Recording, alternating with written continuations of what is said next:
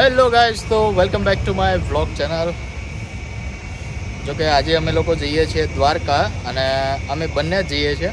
જોકે આવવાના હતા 2-3 જણા સાથે, પણ સડનલી લોકો ક્યાં જતા રહ્યા, એને ગાવા માસ્ટર નો આવ્યો ગાડીને તો એ લોકો બોમ્બે જતા રહ્યા છે અને વધ્યા છીએ અમે બંને. તો અત્યારે હું છું રાજકોટમાં અને આ ભાઈની પાસપોર્ટની અપોઇન્ટમેન્ટ હતી. જોકે પાસપોર્ટની અપોઇન્ટમેન્ટ કમ્પ્લીટલી સક્સેસફુલ થઈ ગઈ છે, બરાબર.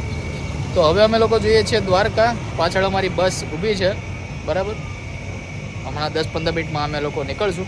તો વ્લોગને છેલ્લે સુધી જોજો અને દ્વારકામાં અમે કયા કયા પ્લેસ ફરવાના છીએ એ હું તમને વ્લોગમાં બતાવીશ. ઓકે, તો ટુ બી કન્ટિન્યુ.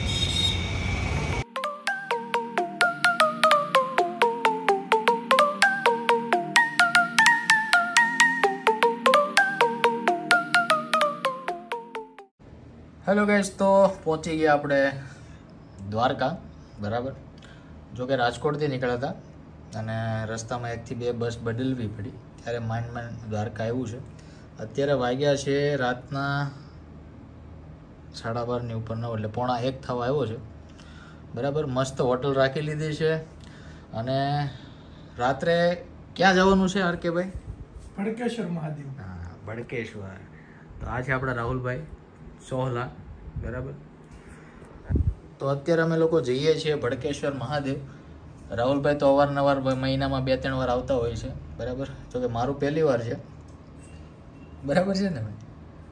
તો આજે આપણે જોઈએ ભડકેશ્વર. રાહુલભાઈનું કહેવું એવું છે કે ભાઈ રાત્રે ત્યાં બેસીએ ને તો પરમ શાંતિ મળે છે. તમારે 200-500 કરોડનું માથે થઈ ગયું હોય ને તો એ યાદ ન આવે, બરાબર. તો આપણે જો કે માથે એટલું બધું નથી થયું, પણ તો બી આપણે એકવાર અનુભવ લેવા જવાનો છે. તો જઈએ છીએ આપણે ભડકેશ્વર અને સાથે તમને બી હું લેતો જઈશ, એટલે વ્લોગને છેલ્લે સુધી જોજો.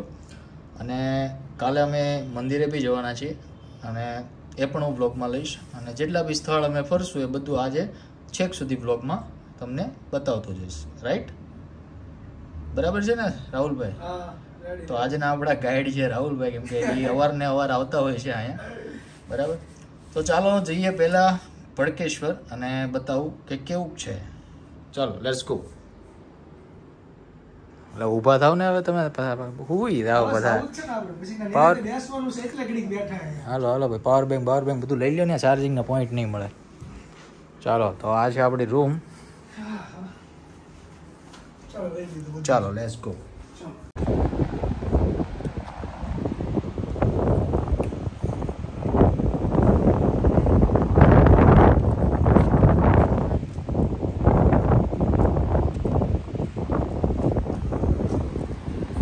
ગાઈઝ, આ છે દ્વારકાનું સનસેટ પોઈન્ટ, એટલે કે ભડકેશ્વર.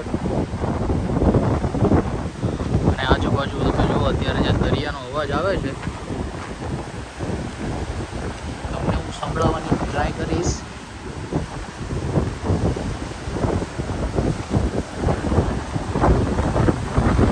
જે હું કહેતો હતો 200-500 કરોડનું લેણું હોય તો અહીંયા આવે અને ભૂલાઈ જાય, બસ યાદ જગ્યા.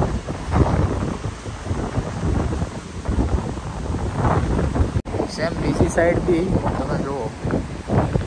હવે આપણે જવાનું છે અહીંયા, આપણે ભોળાનાથનું મંદિર છે, બસ ત્યાં જ આપણે બેસવાનું છે. તો ચાલો ફટાફટ જઈએ આપણે ત્યાં. બ્લોગને તમે એન્જોય કરજો. ચાલો, લેટ્સ ગો. અત્યારે પવન એટલો બધો છે કે વાત જવો દે, મારા વાળ સરખા નથી રહેતા.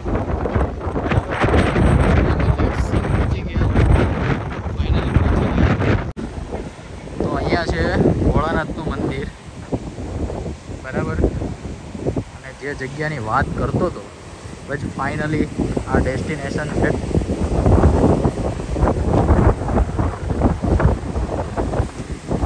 અહીંયા જે બેસવાની જે મજા આવે છે, તમને કેમેરામાં દેખાય છે ઝીણી ઝીણી ઝાકળ, એ નીચેથી પાણી અથડાવવાના લીધે સીધી ઉપર આવે છે, બરાબર. હવે આપણે ઓલા મંદિરની પાછળ બેસવાનું છે, કે ત્યાં બી મસ્ત જો પાણી આવે છે, એટલે ત્યાં મજા આવશે અને બ્લોગ બી સારો એવો શૂટ થશે, આઈ થિંક છો. ચલો તો ટ્રાય કરીએ, બટ ત્યાં સુધી તમે જો આ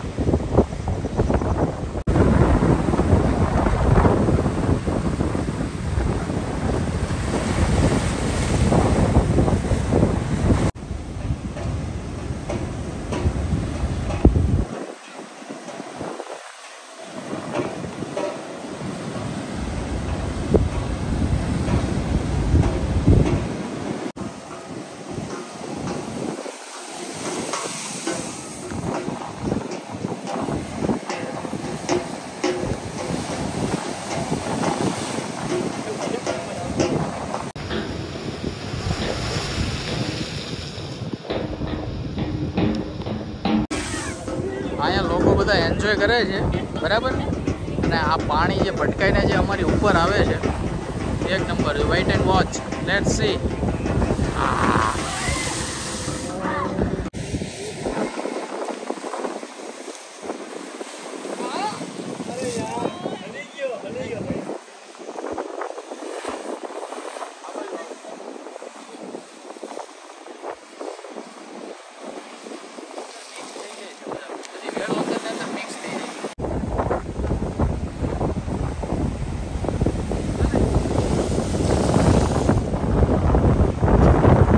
તો આ હતું ભડકેશ્વર બરાબર.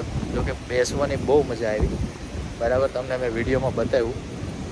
અને પાણી જો કે બહુ ખારું છે એટલે મોઢું ને આ બધું ખારું ખારું થઈ ગયું છે. જો દાળ ભાત મોળા મળી જાય બરાબર, મોળા દાળ ભાત એકવાર મળી જાય તો ભાતની અંદર મીઠું નાખવાની જરૂર નહીં પડે, કેમ કે ઓલરેડી અમારા મોઢા પર ફેસ પર જે દરિયાનું પાણી ઉડી ઉડીને આવ્યું છે એના લીધે આપણું ખારું ખારું થઈ ગયું છે. એટલે મોળા દાળ ભાત મળી જાય ને તો બી ચાલે એવું છે, મીઠાની જરૂર નહીં પડે. તો આ તો ભડકેશ્વર જો કે બહુ મસ્ત જગ્યા છે, જો કે મને પર્સનલી બહુ ગમી છે. એટલે હવે નેક્સ્ટ ટાઈમ આવશું ત્યારે બહુ ઝાઝો સમય લઈને આવશું અને અહીંયા બેસીશું. તો અત્યારે હવે જઈએ છીએ આપણે હોટલ ઉપર બરાબર.